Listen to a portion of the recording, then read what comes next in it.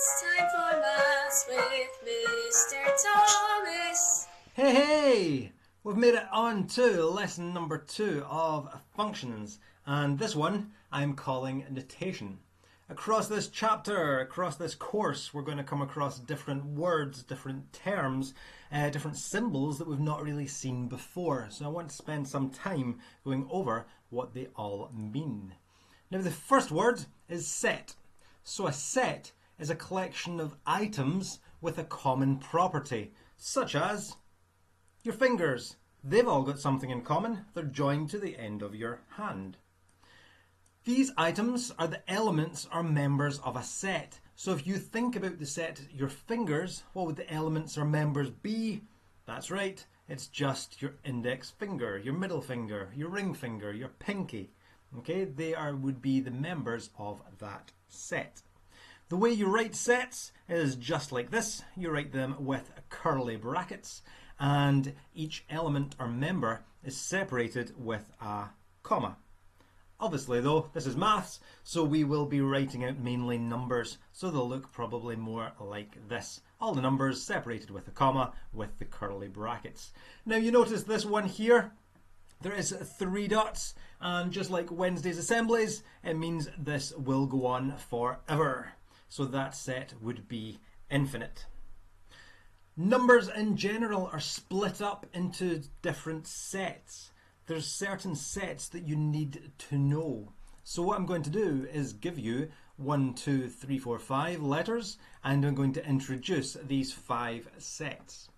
So the first set is n. So that is a group of numbers known as natural numbers. And that's the numbers that you've been learning since you first started to count. It's just your counting numbers, your 1, 2, 3, 4, 5, and so on. So that there is the first set, it's your natural numbers. The next set that you need to know is W, and W is the same as this, but it also includes 0, and it stands for your whole numbers. So 0, 1, 2, 3, 4, and so on. We can also include negatives, and when you've got negative or positive whole numbers, they are known as integers. And that would just be -2, -1, 0, 1, 2, and so on, going to the positive infinity and going to negative infinity. Quite a few of you are probably thinking, why are we using Z? Why not just use I? Well, Z is actually a German word, Zahlen, which means numbers, and that is where the Z comes from. You can also have numbers like a half. Well, what set would that be in? Well, that is going to be in your rational numbers. Rational numbers are numbers that can be written as a fraction. They don't have to be fractions. For example, 4, you can write that though as 4/1. So you could still write it as a fraction, so it would still be a rational number. 0.7, well, it's a decimal, but you could still write it as a fraction. It's the same as 7/10. So that would also be a rational number. -0.125, you can write that as -1/8. So you could still write it as a fraction, so it would still be a rational number. Again, some of you probably thinking, why use Q? This is just confusing. Why not just use R? Well, R is used for something else, and Q is used because if you divide one number by another, what you actually get is something known as the quotient. Later on in advanced higher, you'll look at something known as the quotient rule, which is when you look at fractions. Okay, but just now Q stands for quotient, and it's your rational numbers. You've also got other numbers such as pi, your 3.14159265358979323. It just keeps on going forever, and that would not be a rational number because you cannot write it as a fraction. So something like that would be included in this set R. And R is your real number set. And that's basically every single number there is. So it includes ones that are rational or irrational, and it includes all your whole numbers, integers, and so on. This diagram here shows you that every single natural number is also a whole number. Every single natural or whole number also fits inside this blue, which means that it is also an integer. Every single one of these is also a rational number, and every rational number is also a real number. What you've also got, you don't look at this year, but you've also got another set away on its own, and that is I. And that includes another set of numbers, such as the square root of -4. Now you can't get the square root of a negative, so that doesn't work. So you cannot have any real number. Well, if you've not got a real number, what you've got then is an imaginary number. But that's something you will look at in Advanced Higher next year. Other things you will come across this year are symbols that you might not have seen, such as this one, which is like a funky E. And this means belongs to. And what you can do is you can use it to show that a number belongs to a particular set. For example, you could say that the number 7 belongs to W. It does. 7 is a whole number, is basically what that's saying. That works, that's fine.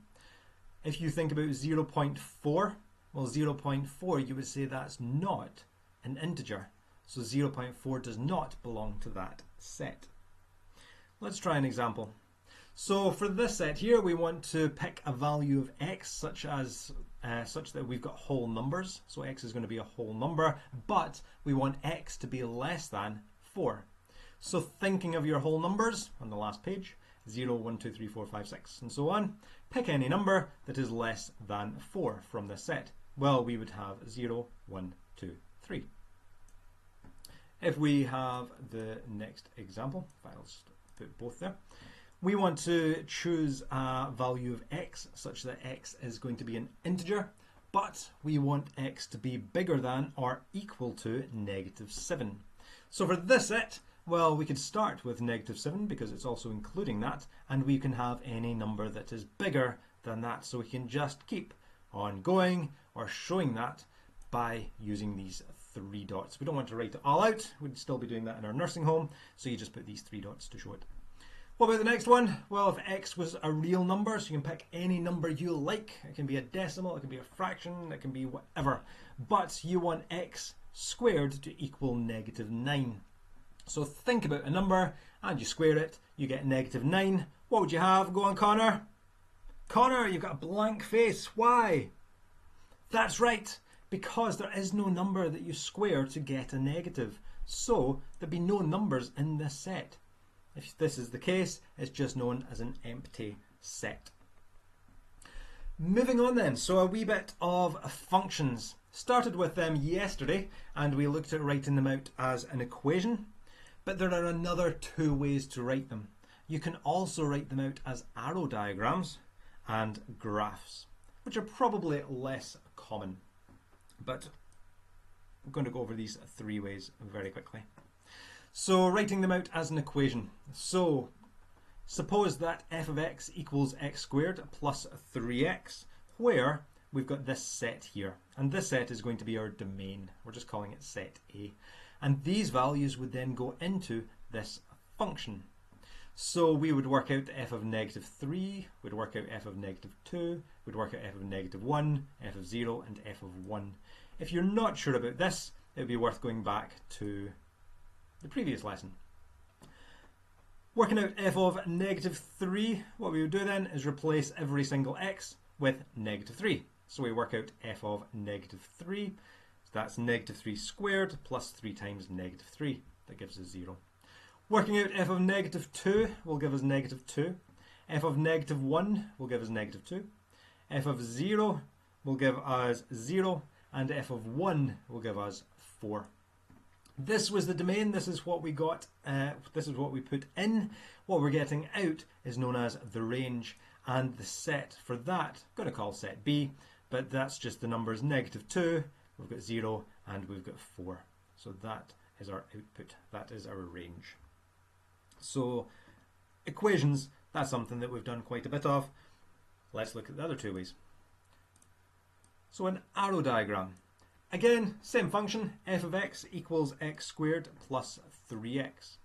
What this is you would draw a loop and you would put down the numbers in the domain. What you then do is you would work out what your range is. So you'd work out f of -3, see what you get. F of -2, see what you get. If you do that, well, we saw in the last example, these were the answers that we had in the range. So what you would do is you would just join them up using arrows, which means then if the domain was -3, the range would be 0.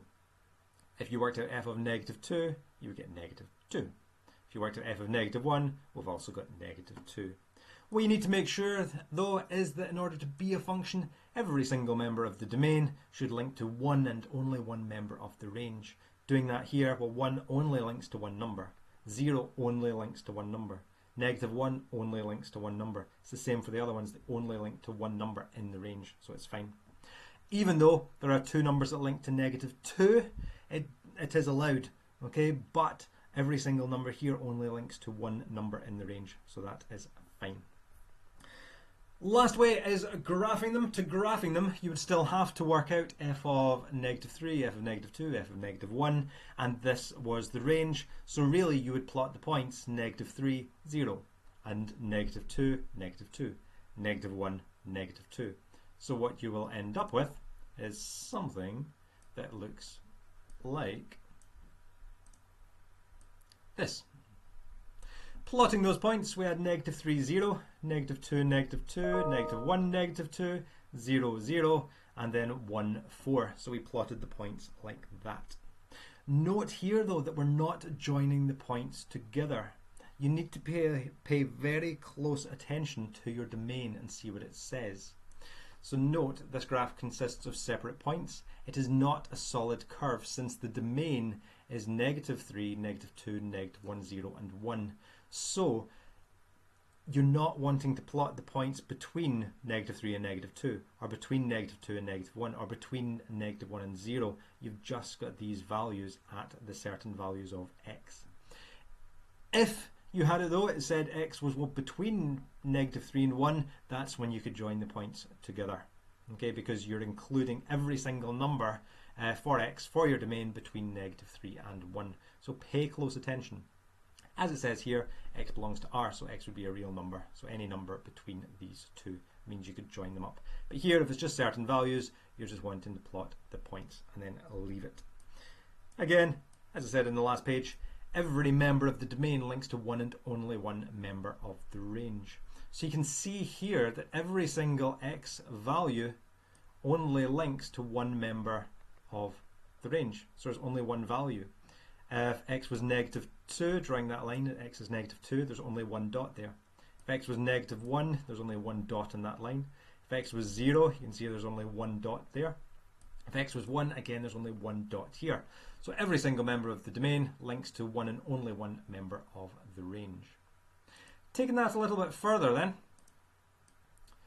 would the following graphs illustrate functions? So I've got different graphs here. Would this one illustrate a function? To do that, you need to think about the same thing that we did before. If you picked a value for x and you draw a line going straight up or straight down, does it touch the line at 1 point or 2 points or not at all or whatever? Well, here you're only touching the graph at one place, so it's absolutely fine. Here you're only touching the graph at one place, you're only touching the graph at one place, one place, one place, so that's absolutely fine, so that could be a function. So the answer for that one would be yes, it could be a function.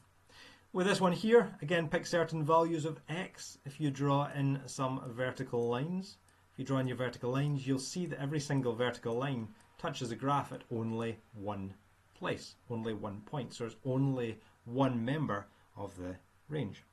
So that would also be a function. And the last one here, if you drew in vertical lines, well, if you drew in a vertical line here, well, you can see that for your domain, for this value of x, you've got two values for y, so you've got two members of the range. So this one here would not be a function. Okay, the domain links to one and only one member of the range. This doesn't. This domain links to two members of the range, so that would not be a function. That's a wee bit about the notation then that you will come across. Try some of these questions in the book. Let me know if you need help, and best of luck. Enjoy!